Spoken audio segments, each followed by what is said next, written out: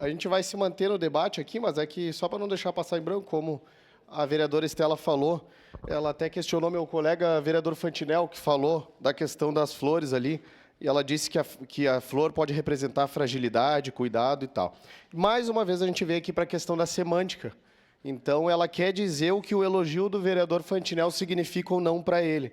É esse negócio aqui de querer pautar as regras da sociedade que não entra na minha cabeça, porque a gente é uma sociedade livre, tem o artigo 5º lá para garantir isso, vereador Daniel. Então, esse negócio de dizer o que é elogio, o que eu falo ou não, fica meio difícil, né? Porque daí cada um tem um entendimento.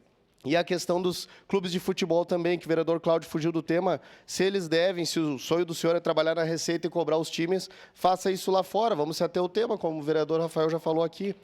Também dizer que, reiterar ali, vereador Cláudio, que o senhor não pode questionar ou empurrar o vereador Daniel para duas vias só. O senhor tem que ler mais o regimento, estudar, que tem que questionar ali a mesa. A mesa é composta por esses vereadores que estão aqui na frente. Aqui. Se o senhor quiser, eu lhe empresto o regimento para estudar mais.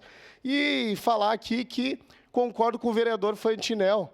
Aqui, um clube de futebol, vereador Daniel, não é associação, nem clube de caridade. O presidente destina para onde ele achar interessante o dinheiro e é onde dá mais lucro, é onde visa o lucro e onde gera os empregos que mantém esse país de pé. É isso que mantém o país de pé, é a geração de emprego. Não é caridade e a gente aqui defende a meritocracia. A pessoa trabalhou, deu audiência, vendeu camisa, vai dar dinheiro para o clube. O senhor precisa dar a palavra, vereador Rafael?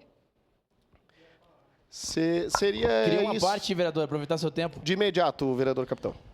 Gostaria de aqui parabenizar o senhor Fábio Pisamiglio, presidente do Esporte Clube Juventude. Eu, como conselheiro do Conselho Deliberativo, fico muito feliz. E o nosso clube ter as Esmeraldinas representando a cidade de Caxias do Sul.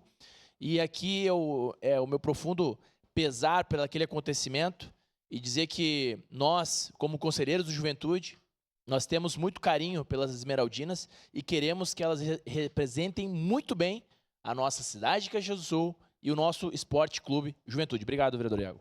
Seria isso. Contem comigo também, esses episódios lamentáveis.